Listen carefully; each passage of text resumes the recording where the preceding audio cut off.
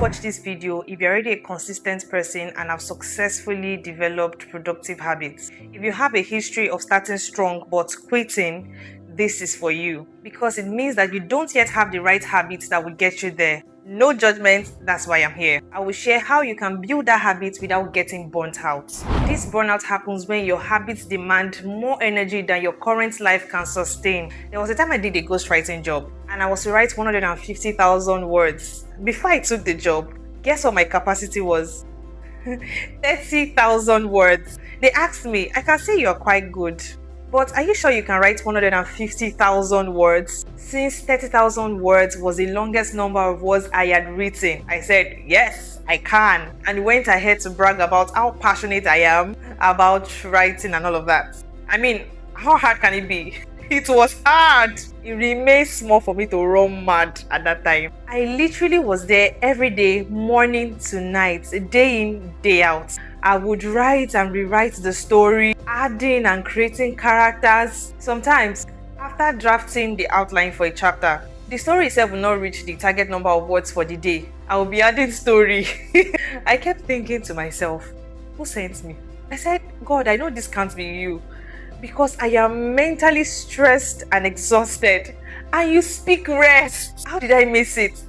30,000 words and 150,000 words aren't the same, clearly, and I couldn't just do more than my current capacity. I apologized to the guy and I was like, I don't do again. I'm so sorry. I genuinely was sorry. I submitted what I had written, and you know what? At that point, I was burnt out and no money could compensate for it. If you're not making room for rest or flexibility, or your identity has not caught up with behavior, meaning that you just got motivated but there's no real passion or reason from within fueling your habits, you burn out. And when you are burnt out, your work feels meaningless. You are drained. Things that mattered before feel dull. Before you know it, you start being inconsistent, procrastinating, or you just drop that habit and go back to square one. This is not a good place to be, because all of the above will affect your productivity or results in life. So how do you form a habit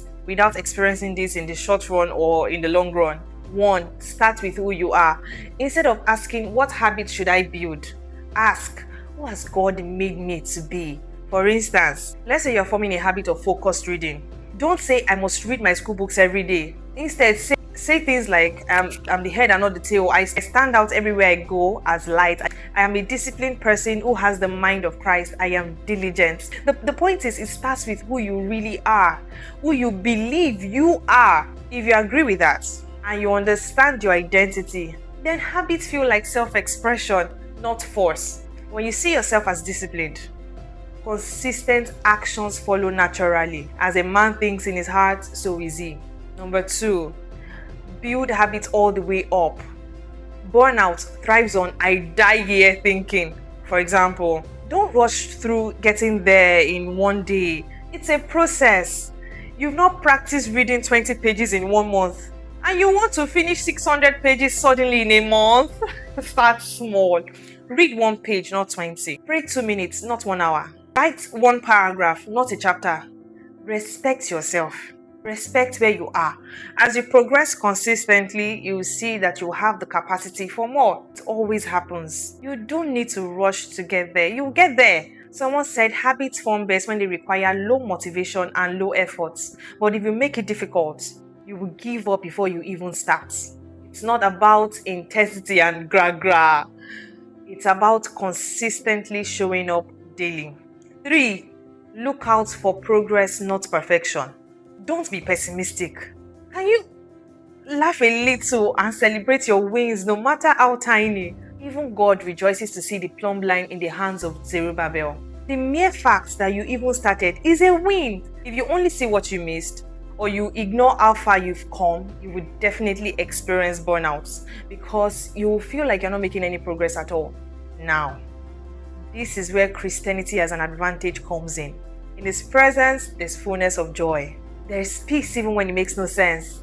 You will just be bubbling from within, full of thanks and counting your blessings. Yes, that's what knowing God does to you. I hope all of these points helped. Now go on and build that habit or build those habits successfully. It's the Story Lady Tiwa show here again, and that's all I have for you today.